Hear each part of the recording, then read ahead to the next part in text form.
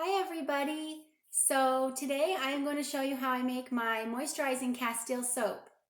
I'm the owner of a company called NoFrizz10 and I make a whole bunch of natural hair products that are gentle and they're sulfate free and silicone free and all of that. My name's Athena Padilla and I have to make products all the time so that I can sell them on my website and really enjoy doing this. I figure while I'm making this today, I'll show you how I do it.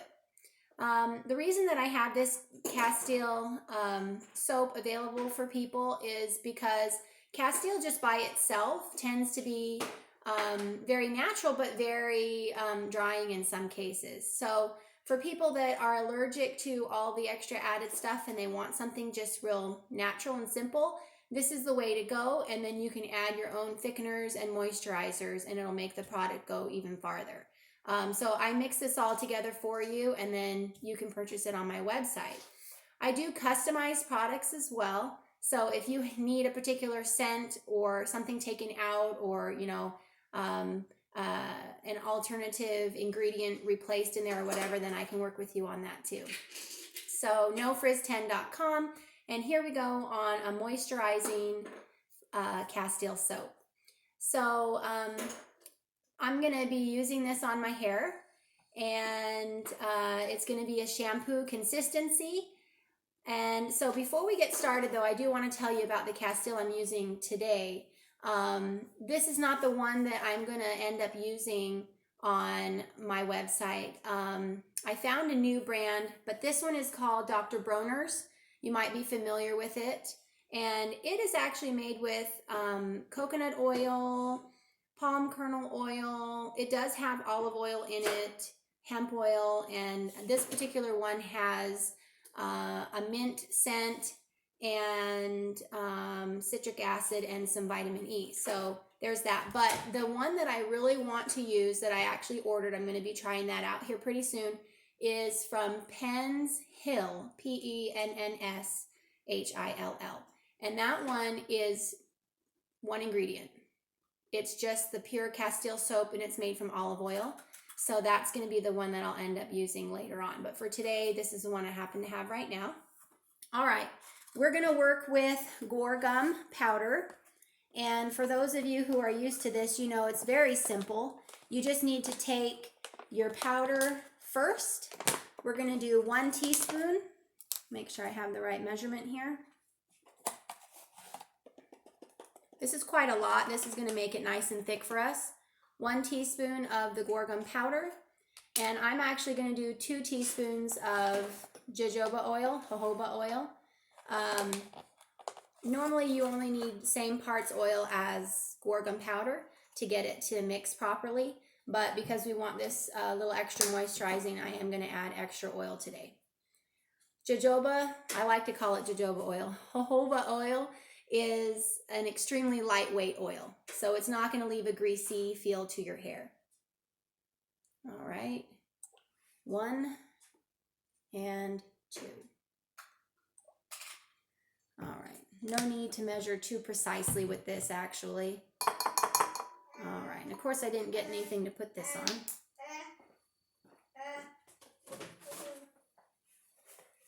on. Okay, next ingredient here we're going to do after we mix this up. First, I'm just going to stir it. I'll show you what it looks like. Just got powder and oil. And then once let me see if I can get a better view for you. Once the powder and the oil get mixed together, it kind of, what's the word? Oobleck. It kind of turns into oobleck, but it dissolves in the oil. So that way you'll get less lumps when you mix this up.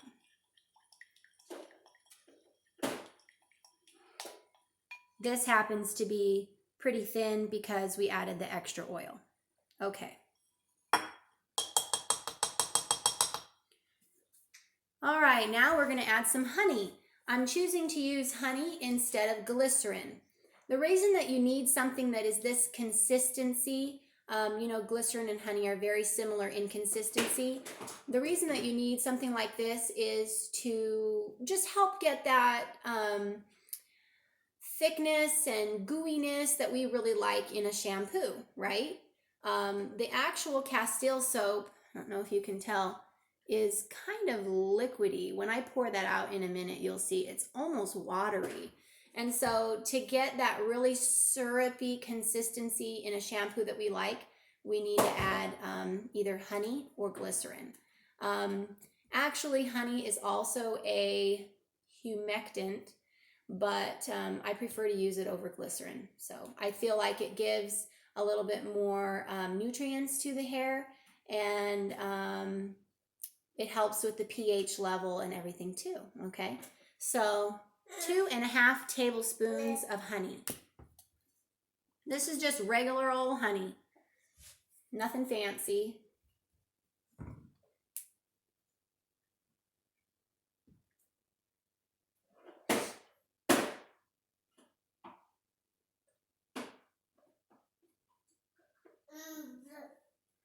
Try to eye that so we're not getting too much. And you can get another little spoon to help you take it out. All right, here we go. I'm not going to be editing this video today, so bear with me on the pauses and everything and the baby making the noise in the background. It's just real life here at my house. He's dropping his toys over there. All right, I got a hair in my face. This makes it smell a little bit nice too. 2.5 tablespoons of honey. We've got 2 so far. Now you might be wondering if this is going to make it sticky, and it isn't. It isn't. It's very good for your hair, and it's not going to make the product sticky. All right, a little bit more.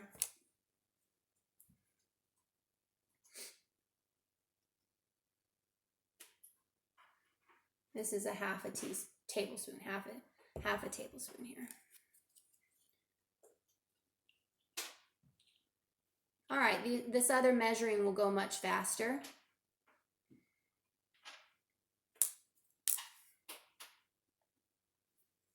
All right, next thing is 2 tablespoons of prepared guar gum gel, and half a tablespoon of aloe.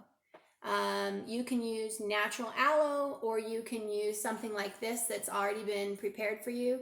This brand that I really like is from Aloe Farms, and it has very little added ingredients. This one has, what is it? Xanthan and absorbic acid and citric acid, and that's it. So it is kind of hard to find an aloe that doesn't have a lot of extra fillers in it. So this one I really like. All right. And then, like I said, prepared guar gum gel. I make guar gum gel myself, so I have that prepared and ready to go. If you need to know how to make that, just comment below and I can zoot you the recipe for the guar gum gel. If you wanted to use all aloe, that would be fine too. So it's basically 2.5 tablespoons of this liquidy gel that we're adding, either in, mixing with guar gum and aloe, or just one or the other, or however you want to do that. Whatever ratio you choose to use on there is fine. So let me just grab the guar gum.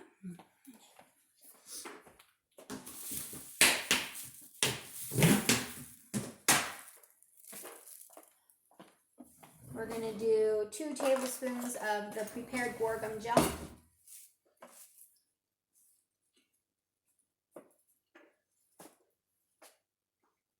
This is a really nice, clear, liquidy gel.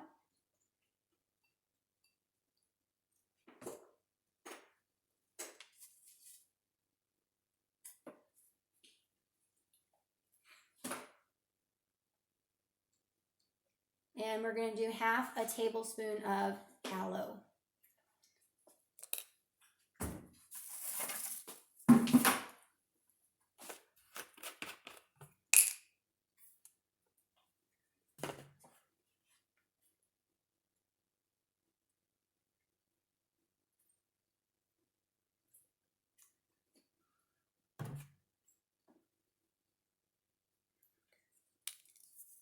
Okay, and the last ingredient is our Castile soap, and then we will add a little bit of preservative. Let me get my hair out of my way. It keeps tickling my face today.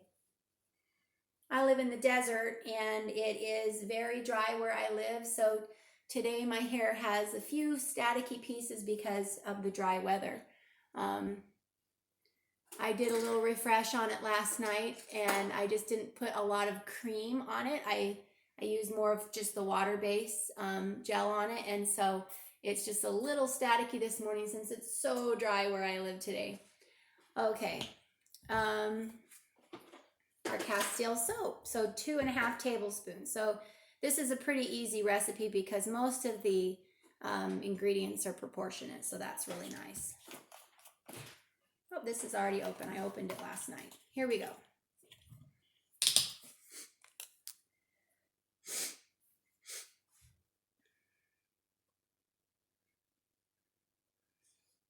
You know, I was going to do this, but I forgot. So what we need to do before I add the Castile soap, I am going to fully mix this with a stick blender because remember, we still have that guar gum powder in here that we need to blend, and that's going to take a couple minutes of mixing. I don't want to add the Castile soap until after that because otherwise it's just going to be infused with too many bubbles, and I don't want to make the product too airy. When I sell it, obviously I don't want to sell air, so that's why I have to think of these things when I'm selling products. If you guys make it at home, it probably doesn't matter which way you do it though. I have this nice stick blender, although I need to buy a new one. This one is from KitchenAid, and it's strong and heavy duty and you know, sharp and works well, but this thing just comes off all the time while I'm mixing. It doesn't have a very big catch right here to really screw on well, so I oftentimes have to hold it with 2 hands when I'm mixing, and it's really irritating, but it does a great job. So let me just blend this up really quick. I don't think it needs to be on a high setting or anything. Let's see if you can see what's going on here a little bit.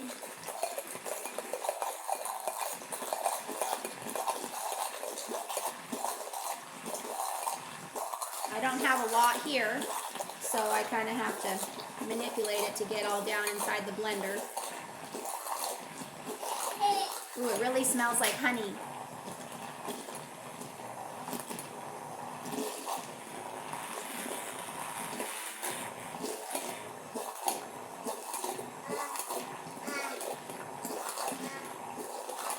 Almost done here.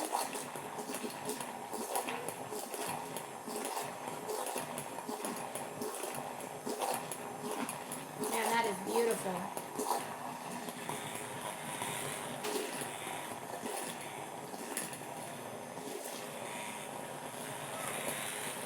All right, that really is beautiful. Let me see if you can see this here. It's gonna pour out. All right, so let's get the Castile soap in here. I don't want to waste any of this.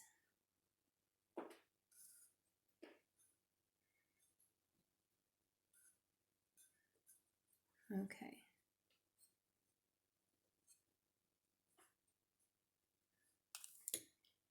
And here we go.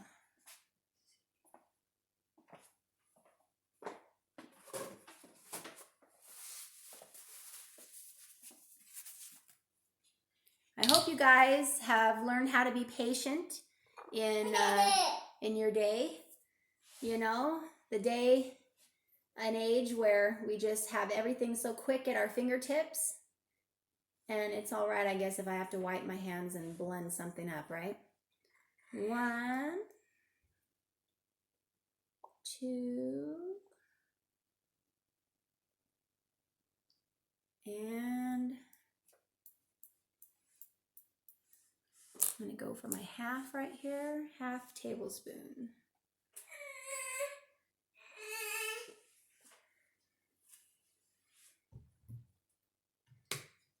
Now I'm just gonna gently stir this.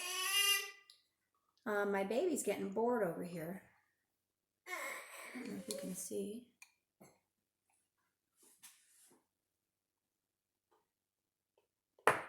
Scrape the sides.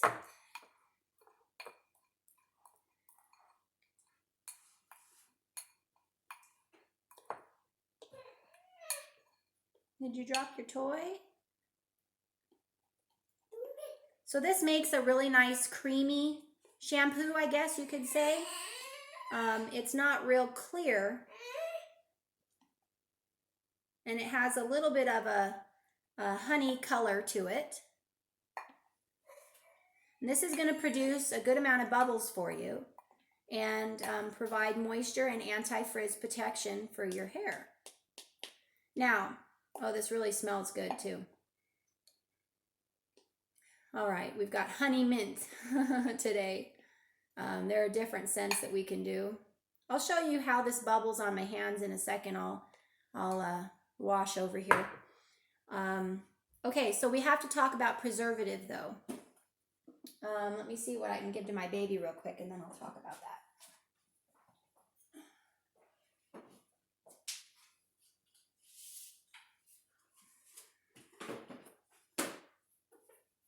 All right, he's feeling pretty bored. What can I give him? There you go. He's such a good baby. Okay, preservative. So I tend to use eau de Fen. I don't know if this is backwards, it probably is. I really like this preservative. It has no formaldehyde. It is not a paraben. It is not a silicone. And this is, you know, very gentle and good to use. It's very easy to use. Now, it does say that you need to mix it into liquids at a temperature below 140 Fahrenheit.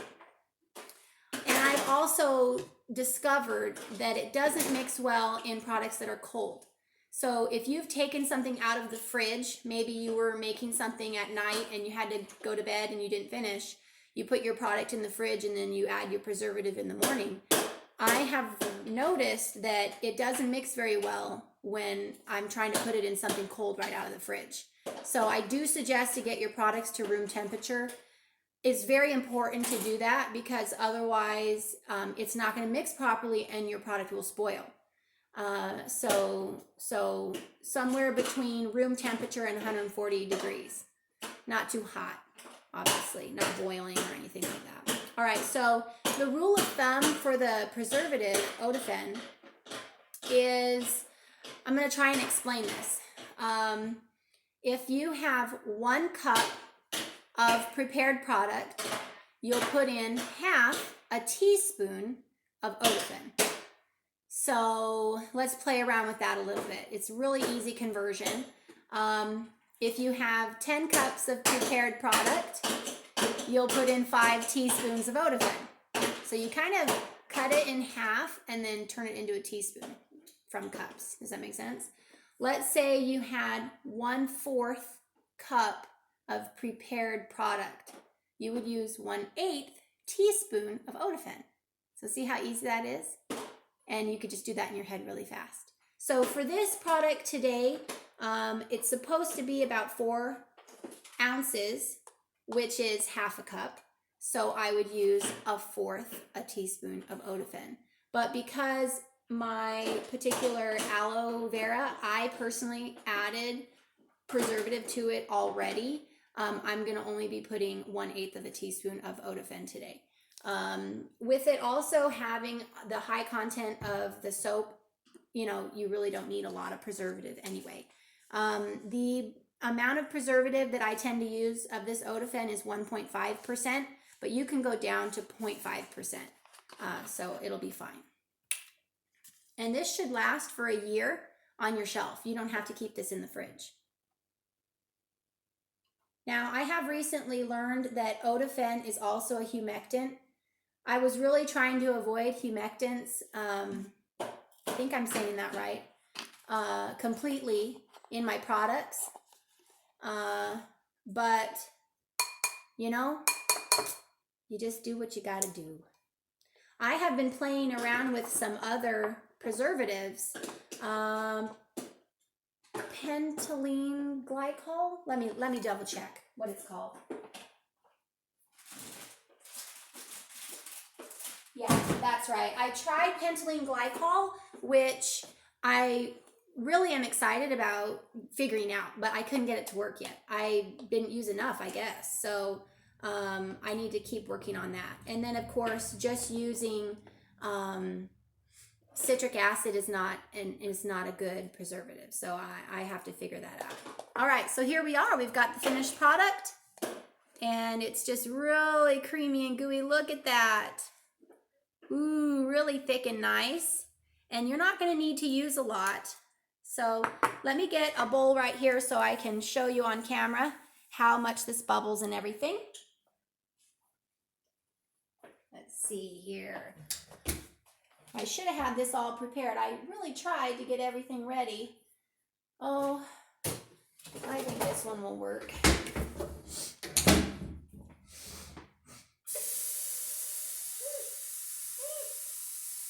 You're being so good, thank you. Okay, here we go. Let's just, I don't know, pour a glob here in my hand. Ooh, that's way too much for my hands. I'm not going to use that much. All right, I just got a little bit here. Get my hands wet. And I'll show you how much this bubbles here. Ooh, nice. Look at that. Ooh, you can hear it.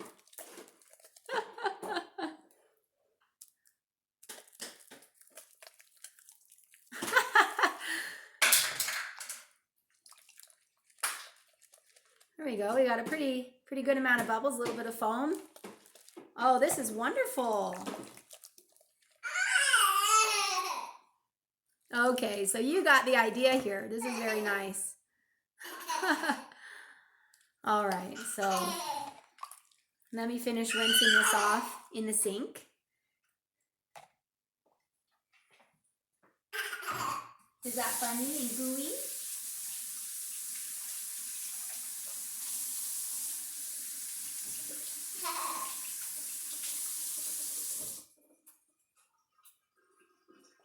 Okay, and of course I need another paper towel. All right, you guys, so when you're done drying your hands or, using this as a body cleanser for your face, for your hair, whatever you need, you'll notice that your skin is not real dried out. It's not going to be parched. So that'll be just really nice for you guys. If you have any questions, please put them in the comments below. And remember to subscribe to my YouTube channel. And please visit my website, NoFrizz10.com. And I'm here for you guys. Let me know if you need anything, all right? Thanks so much for watching. Bye.